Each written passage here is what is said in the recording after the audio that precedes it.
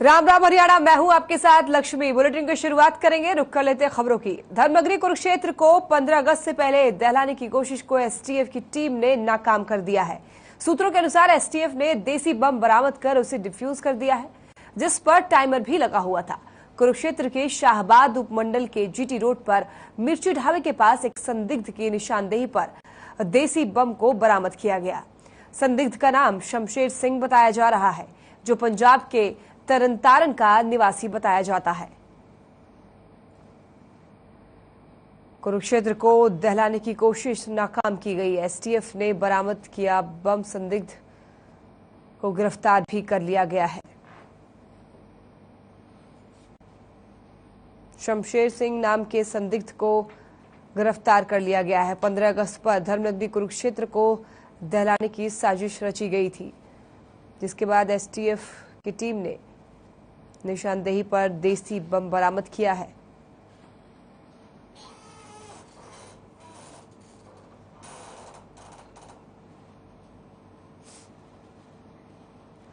विधायक पद से इस्तीफा देने वाले कुलदीप बिश्नोई ने केंद्रीय मंत्री गजेंद्र शेखावत की अध्यक्षता में बीजेपी का दामन थाम लिया है और कुलदीप बिश्नोई के साथ उनके बेटे भव्य बिश्नोई, मां जसमा देवी और पत्नी रेणुका बिश्नोई ने भी बीजेपी की सदस्यता ग्रहण की। इस दौरान दिल्ली के बीजेपी मुख्यालय में हरियाणा के सीएम मनोहर लाल और बीजेपी प्रदेश अध्यक्ष ओपी धनखड़ भी मौजूद रहे। आपको बता दें कि बिश्नोई को जून में कांग्रेस से निष्कासित कर दिया गया था। वहीं कांग्रेस का दामन छोड़ने के बाद गुरुवार को कुलदीप बिश्नोई ने विधायक पद से इस्तीफा दे दिया था। कुलदीप बिश्नोई ने बीजेपी का दामन थाम लिया है।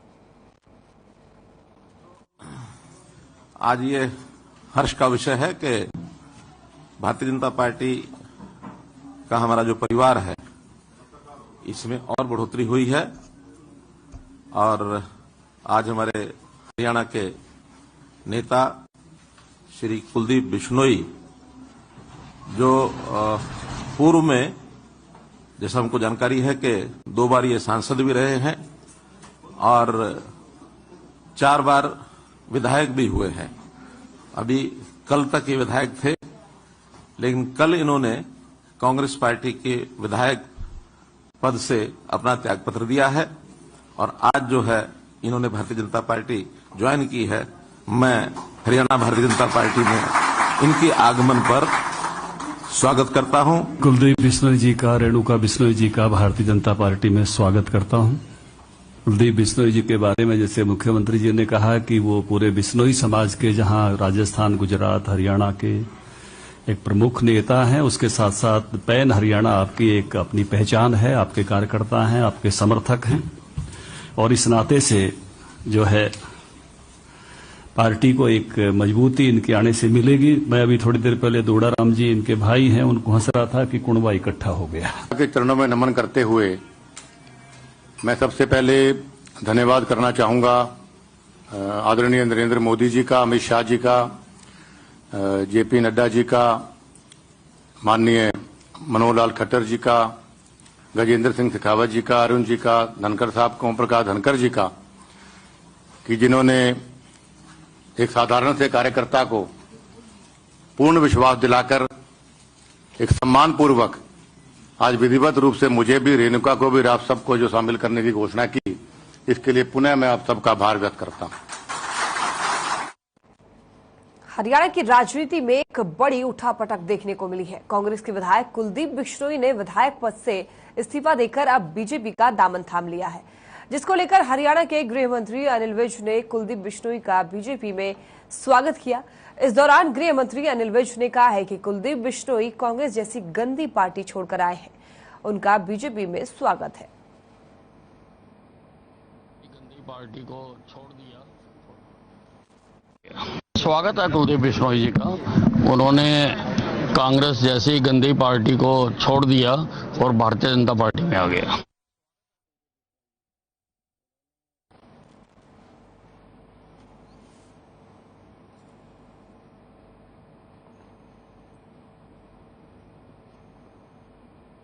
कांग्रेस नेता राहुल गांधी के बयान को सरकार विपक्ष की आवाज दबाने के लिए ईडी का इस्तेमाल कर रही है, ऐसा राहुल गांधी ने कहा है। वहीं हरियाणा के गृह मंत्री अनिल विज ने जवाब दिया है। अनिल विज ने कहा है कि जिसने गलत काम नहीं किया उसे डरने की जरूरत नहीं है, लेकिन जिसने गलत काम किया है उसका खौफजदा होना लाजमी है।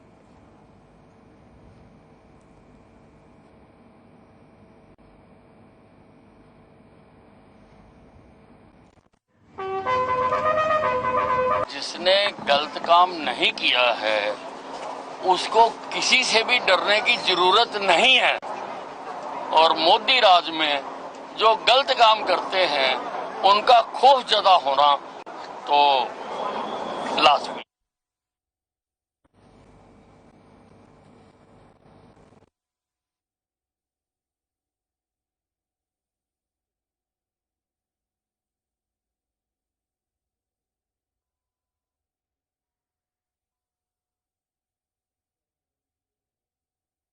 हरियाणा के उप मुख्यमंत्री दुष्यंत चौटाला ने हिसार में निर्माणाधीन महाराजा अग्रसेन अंतर्राष्ट्रीय हवाई अड्डे की हवाई पट्टी का औचक निरीक्षण किया। इस अवसर पर उन्होंने पीडब्ल्यूडी और संबंधित विभागों के अधिकारियों को मौके पर बुलाकर हवाई पट्टी में प्रयुक्त निर्माण सामग्री की गुणवत्ता की जांच की। वहीं उप मुख्यमंत्री दुष्यंत चौटाला हिसार जिले की कार्यकर्ताओं की बैठक में शामिल होने के लिए पहुंचे। पार्टी की तरफ से हिसार जिले के कार्यकर्ताओं का एक सम्मेलन बुलाया गया, जिसमें कार्यकर्ताओं से पार्टी के शीर्ष नेताओं ने चुनाव सिंबल पर और गठबंधन पर लड़ने के लिए सुझाव मांगे। वहीं बैठक में हिसार जिले में सभी पदाधिकारियों और कार्यकर्ताओं ने शिरकत की।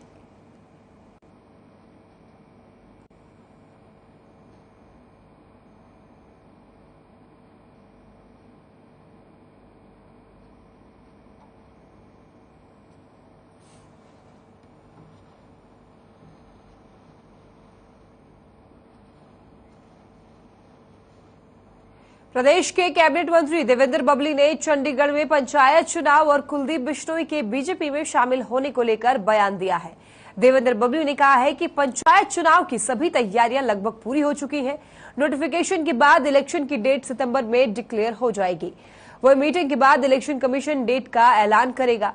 पंचायती राज विभाग के अधिकारियों के साथ आयोग की बैठक हुई थी, जिसमें पदाधिकारियों से फीडबैक लिया गया। वहीं कुलदीप बिश्नोई पर भी बोलते हुए कहा है कि देवेंद्र बबली ने कहा है कि कुलदीप बिश्नोई ने जो फैसला लिया है सोच समझ कर लिया है। राजनीति में जनता का साथ होना चाहिए, जनता से उन्हें हमेशा साथ मिला है। वहीं विधानसभा सत्र को लेकर भी उन्होंने कहा है कि सरकार पूरी तरह से तैयार है, विपक्ष अपना काम करेगा और सरकार अपना काम करेगी।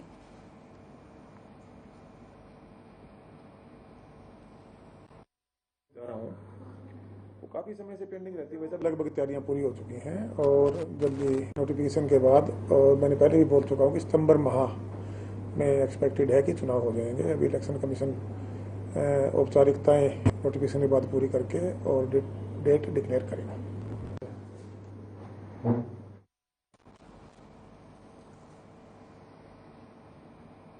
देवेंद्र बबली ने चंडीगढ़ में पंचायत चुनाव और कुलदीप बिश्नोई के बीजेपी में शामिल होने को लेकर बयान दिया है। देवेंद्र बबली ने कहा है कि पंचायत चुनाव की सभी तैयारियां लगभग पूरी हो चुकी हैं। नोटिफिकेशन के बाद इलेक्शन की डेट सितंबर में डिक्लेयर हो जाएगी। वहीं मीटिंग के बाद इलेक्शन कमीशन डेट का ऐलान करेगा। साथ ही कुलदीप बिश्नोई पर भी बोलते हुए देवेंद्र बबली ने कहा है कि कुलदीप बिश्नोई ने जो फैसला लिया है सोच समझ कर लिया है। जनता से उन्हें हमेशा साथ मिला है और राजनीति में जनता का साथ होना चाहिए। वही विधानसभा सत्र को लेकर भी देवेंद्र बबली ने कहा है कि सरकार पूरी तरह से तैयार है, विपक्ष अपना काम करेगा और सरकार अपना काम करेगी।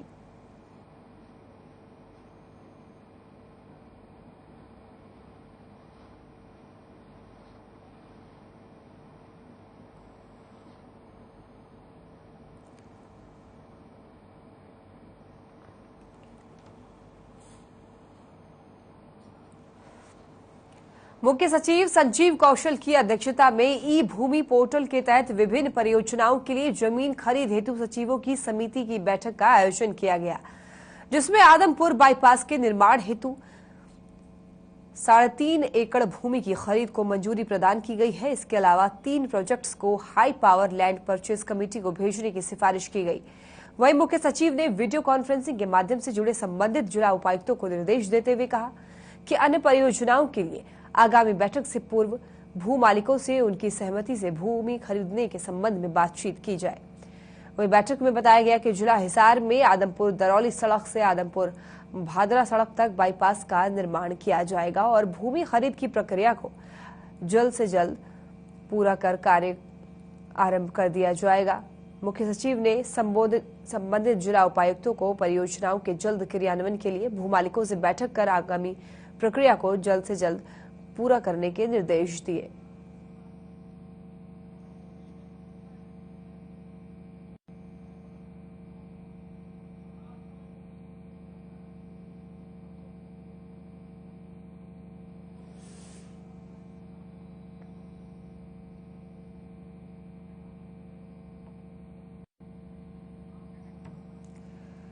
मुख्य सचिव संजीव कौशल की अध्यक्षता में ई भूमि पोर्टल के तहत विभिन्न परियोजनाओं के लिए जमीन खरीद हेतु सचिवों की समिति की बैठक का आयोजन किया गया, जिसमें आदमपुर बाईपास के निर्माण हेतु लगभग 3.5 एकड़ भूमि की खरीद को मंजूरी प्रदान की गई है। इसके अलावा 3 प्रोजेक्ट्स को high power land purchase committee को भेजने की सिफारिश की गई।